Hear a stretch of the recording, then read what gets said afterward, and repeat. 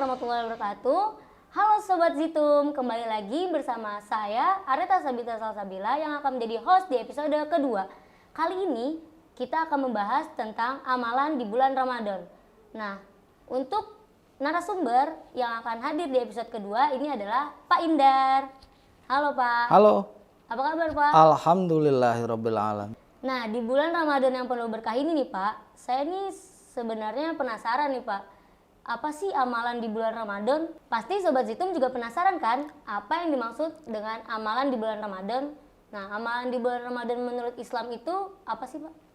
Amalan itu adalah sebuah proses di mana ketika kita melakukan hal, itu ada sebuah ilmu, ada sebuah proses yang kita lakukan dan memiliki sebuah proses keyakinan.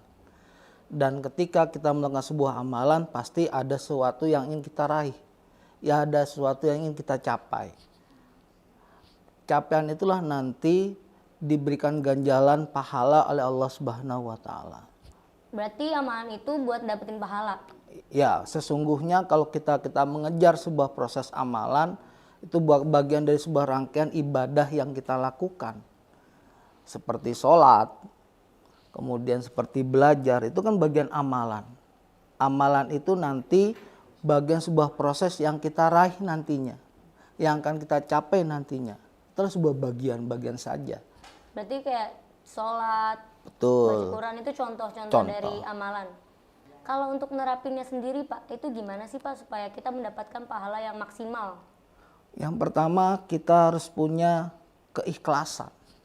Ketika kita mengamalkan sesuatu tanpa ada rasa ikhlas, itu semua rasa seperti kita makan sayur tanpa garam, itu rasanya hambar. Jadi ketika kita melakukan sebuah amalan, pekerjaan, itu adalah kuncinya ikhlas. Masya Allah, ternyata kuncinya itu ikhlas ya Pak untuk nerapin itu semua. Betul. Nah, kalau misalkan amalan itu kan berhubungan sekali dengan iman ya Pak. Betul. Nah, dalam kita menerapkannya, apakah itu akan meningkatkan iman Pak? Ya, ketika kita melakukan amalan itu dengan sungguh-sungguh, dengan penuh tanggung jawab, pasti ada sebuah proses meningkatkan keimanan di dalam diri kita. Tapi kalau amalan itu dilakukan dengan cara yang tidak sungguh-sungguh, dengan cara yang tidak baik, maka amalan itu akan sia-sia. Jadi seperti itu. Jadi ada sebuah proses amalan itu dilakukan. Hal yang terkecil ketika melakukan sebuah hal yang kecil, kemudian dilakukan terus-menerus secara kontinu, dan itulah yang memberikan sebuah proses bahwa amalan itu nanti akan memberikan efek buat kita. Untuk dampak positif amalan yang dilakukan itu apa aja Pak? Yang pertama pasti dia punya rasa tanggung jawab. Jadi seperti itu. Kalau seandainya kita sholatnya masih disuruh, baca Qurannya masih disuruh, wudhunya masih disuruh, itu berarti tanda amalan kita tidak sempurna.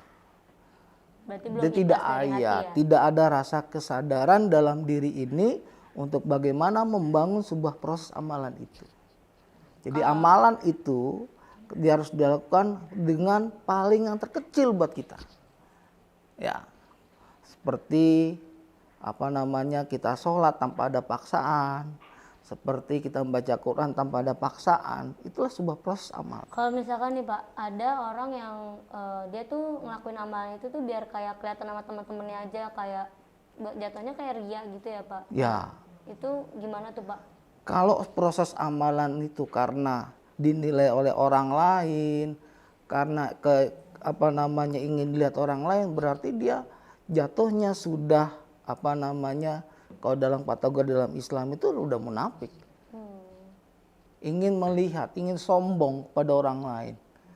Bahwa Islam itu sejatinya melarang kita sombong. Gitu. Melarang kita untuk dengki kepada orang lain. Melarang kita untuk berburuk sangka kepada orang lain. Itu kan bagiannya. Jadi seperti itu. Wow, Masya Allah banget ya Sobat Zitum. Ternyata banyak ya amalan yang perlu lagi kita perdalam. Dan banyak juga amalan yang masih jauh dari apa yang udah kita lakuin. Nah, demikian acara dari podcast Zitum kali ini. Terima kasih Pak Indar yang sudah mau menjadi narasumber di episode kali ini.